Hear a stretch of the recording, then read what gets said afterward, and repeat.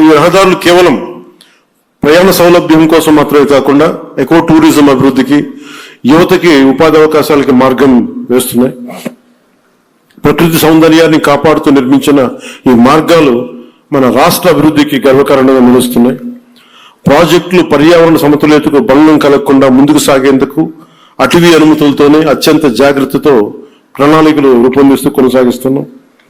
మోదీ గారి దృష్టి, గడ్కరీ గారి కృషి, గౌరవ ముఖ్యమంత్రి చంద్రబాబు గారి సంకల్పంతో ఈ ముగ్గురి నేతృత్వంలో మన రాష్ట్రం, మన దేశం అన్ని రంగాల్లో పరిగెడుతుంది. అభివృద్ధిపై ప్రతి ఒక్కరు కూడా ఈ భాగస్వామ్యంలో మీరు చేరాలి, అన్ని ప్రాంతాలు అభివృద్ధి చెందాలనేదే మన లక్ష్యం. ఈ మంచి రోడ్ల వల్ల సరికొత్త పరిశ్రమలు, ఉత్పత్తి యూనిట్లు, IT industry, electronic, logistic hubs, food processing parks రాష్ట్రంలోకి వస్తాయి. ఇది రాష్ట్ర ఆర్థిక వ్యవస్థని బలంగా చేయడంతో పాటు దేశ ప్రగతికి మరియు దేశ జీడిపి వృద్ధికి మన వంతు కృషిని అందించడమే లక్ష్యం. ఇవి భారతీయుల ఐక్యతని, సమగ్రతని ప్రతిబింబిస్తాయి. మన ఆత్మబలంతో నిర్మితమైన ప్రగతికి మార్గదర్శక దీపాలు, రేపటి తరాలకి మనం అందించే ఒక బలమైన వారసత్వపు ఆస్తి. ఈ సందర్భంలో నేను మీ అందరినీ ఒకటే కోరుకుంటా ఉన్నాను.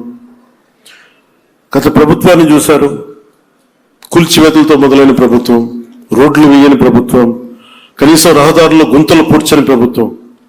కానీ ఈ రోజున మన ఇన్ని ప్రతి ఊర్లో కూడా ఊరికి మధ్య గుంతలు పూడ్చడంతో పాటు రహదారులు నిర్మిస్తా ఉన్నాం. హైవేలు ఈ రోజున గడ్కరీ గారి ఆశీస్సులతో మనం ప్రారంభిస్తా ఉన్నాం.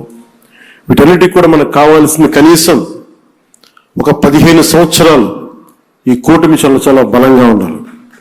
వాళ్ళు ఎన్నో రకాలుగా ఈ కూటమి ఐక్యతని దెబ్బతీయడానికి ప్రయత్నం చేస్తూ ఉంటారు. వీటన్నిటిని మనం కొంచెం జాగ్రత్తగా ఉండాలి, ఎరుగుతూ ఉండాలి. నేను ప్రత్యేకించి ఈ కూటమికి నేను ముందుండి కృషి చేయడానికి కారణం ఒకటి 5 కోట్ల మంది మన ఆంధ్రప్రదేశ్ ప్రజలు దేశ అభివృద్ధిలో చాలా బలమైన భాగస్వామ్యం వహించాలి. ఆంధ్రప్రదేశ్ ఖ్యాతి మొత్తం తెలియాలి.